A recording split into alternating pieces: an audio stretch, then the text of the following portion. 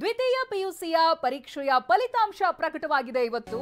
ದ್ವಿತೀಯ ಪಿಯು ಫಲಿತಾಂಶದಲ್ಲಿ ಉಡುಪಿ ಮೇಲುಗೈ. ಉಡುಪಿ ಪ್ರಥಮ, ಹಾಗೆ ದಕ್ಷಿಣ ಕನ್ನಡ ಜಿಲ್ಲೆಗೆ ದ್ವಿತೀಯ ಸ್ಥಾನ.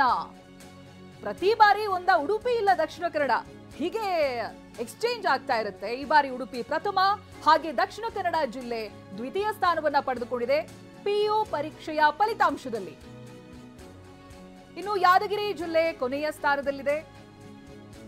ಯಾವ ಯಾವ ವಿಭಾಗದಲ್ಲಿ ಎಷ್ಟು ಶೇಕಡ ಉತ್ತೀರ್ಣ ಅನ್ನೋದನ್ನ ನಾವು ನೋಡೋದಾದ್ರೆ, ಕಲಾ ವಿಭಾಗದಲ್ಲಿ ಶೇಕಡ 53.29ರಷ್ಟಿದೆ.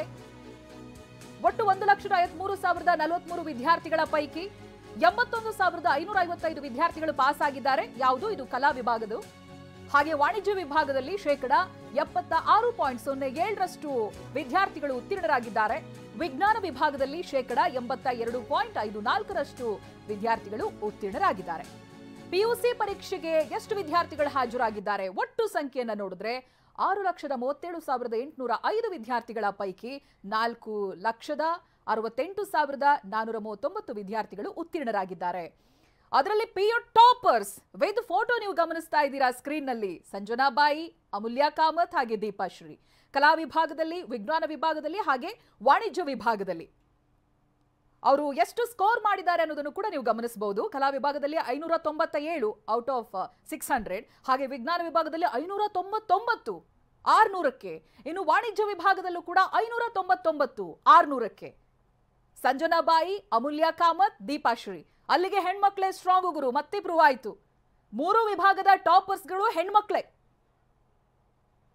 ಗಮನಿಸ್ತಾ ಇದ್ದೀರಲ್ಲ ದೃಶ್ಯದಲ್ಲಿ, ಒಂದೇ ಒಂದು ಮಾರ್ಕ್ಸ್ ವಿಜ್ಞಾನ ವಿಭಾಗ ಹಾಗೆ ವಾಣಿಜ್ಯ ವಿಭಾಗ ನೋಡಿದ್ರೆ ಕೇವಲ 1 ಮಾರ್ಕ್ಸ್ ಕಡಿಮೆ ಇದೆ ಅಷ್ಟೇ.